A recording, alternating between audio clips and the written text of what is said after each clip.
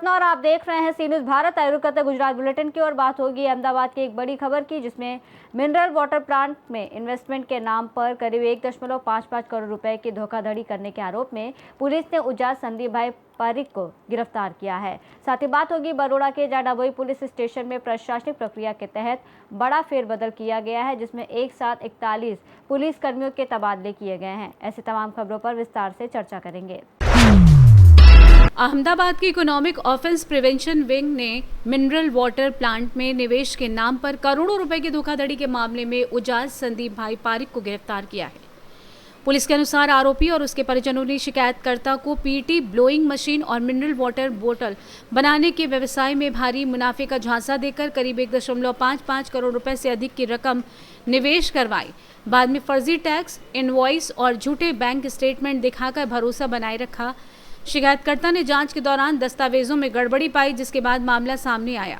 Police ने शिकायत के आधार पर आरोपी को गिरफ्तार कर आगे की जांच शुरू कर दी। अमदावाद शहर खाते फरियादी परेशभाई पटेल नाओए आ कामनो आरोपी जे छे उजास संदीपभाई परीख ने कुल 1,55,00,000 रुपया आपेला हता।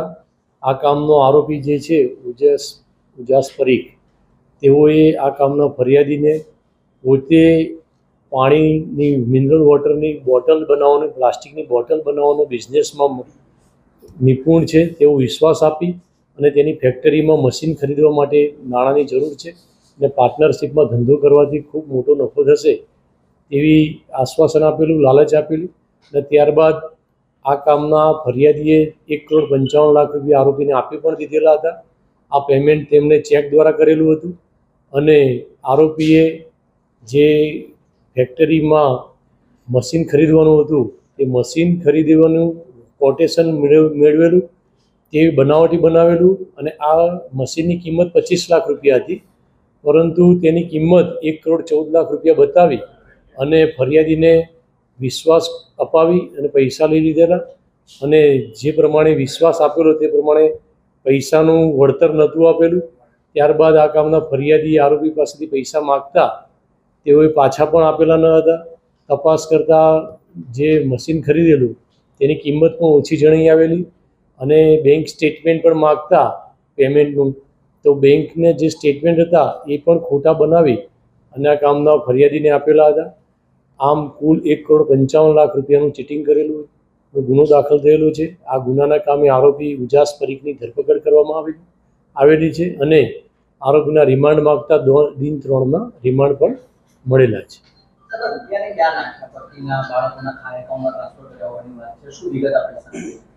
આ કામના આરોપીએ જે પૈસા છે એ પોતાના અંગત ઉપયોગમાં વાપરી નાખેલા છે અને તેના થકી શું શું કરેલું છે તેની હાલમાં તપાસ કરવામાં આવી રહેલી છે।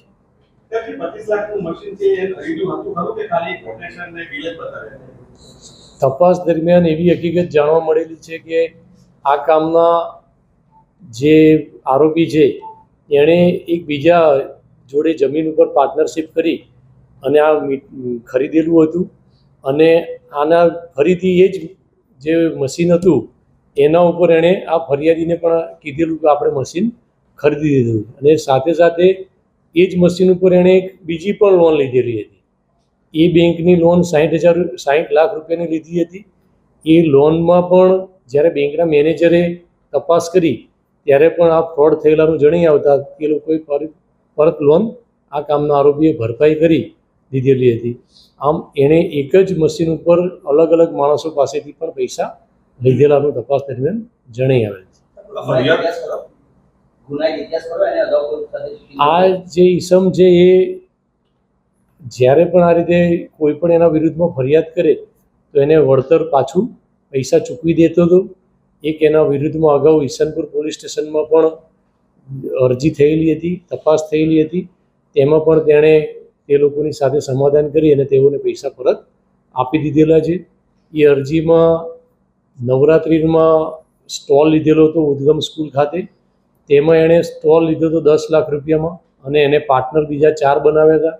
એ લોકોને એણે એમ કીધેલું કે આ 25 લાખ રૂપિયામાં સ્ટોલ મળેલો છે। એ લોકોની સાથે ચીટિંગ કરેલું અને જ્યારે સ્ટોલ ચાલુ થઈ ગયેલા હતા ત્યારે પણ એની અંદરના પણ જે આપેલા હતા સ્ટોલ એમાં પણ પાર્ટનરોને 8 લાખ કીધા હતા અને જે સ્ટોલ આપ્યા હતા એ લોકો પાસેથી 12 લાખ રૂપિયા લીધેલા. તો આ રીતે પણ એને છેતરપિંડી કરેલી અને એના પાર્ટનરોએ ત્યાં જેને સ્ટોલ આપ્યા હતા એની જોડે ચર્ચા થતાં આ વિગત એમને જાણવા મળેલી.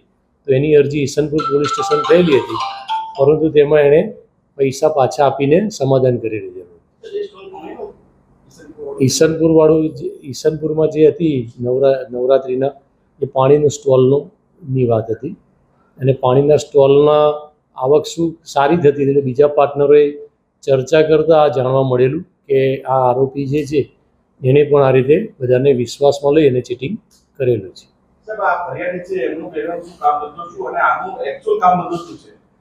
ફરિયાદી છે જે રિયલ એસ્ટેટ સાથે સંકળાયેલા છે અને આ નવો બિઝનેસ શરૂ કરવા માટે આમની પાસે પૈસા આપેલા હતા. અને જે આરોપી છે એ BCA ભણેલો છે અને એજ્યુકેશન પણ સારું ધરાવે છે, તેમ છતાંય તે આ રીતે લોકોને વિશ્વાસ આપીને છેતરપિંડી કરવાની માનસિકતા ધરાવતો થઈ ગયો છે. એમાં એને પત્નીના એકાઉન્ટમાં પૈસા ટ્રાન્સફર કરાવેલા છે, એની તપાસ ચાલી રહી છે, પણ એની પત્નીની હાલ પૂરતી કોઈ ભૂમિકા જણાઈ આવેલી નથી. હજી તો આપણી પાસે બીજા કોઈ આવ્યા નથી ફરિયાદી કે ભોગ બનનારા. આ એક જ ફરિયાદી હોવાનું પ્રથમ દ્રષ્ટિએ જણાઈ આવે છે.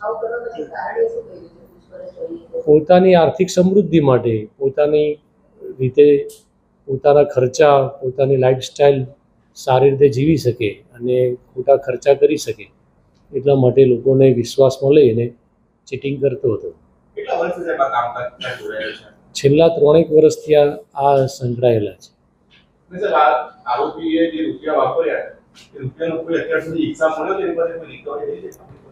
અત્યાર સુધી કોઈ હિસાબ મળ્યો નથી ને રિકવરી થઈ નથી. હાલમાં તપાસ કરવામાં આવી રહેલી છે કે એને કોઈ મિલકત વસાવી છે કે કેમ, કે અન્ય કોઈ જગ્યાએ એને રોકાણ કરી દીધેલું. अहमदाबाद से सी न्यूज संवाददाता यज्ञेश गोस्वामी की रिपोर्ट।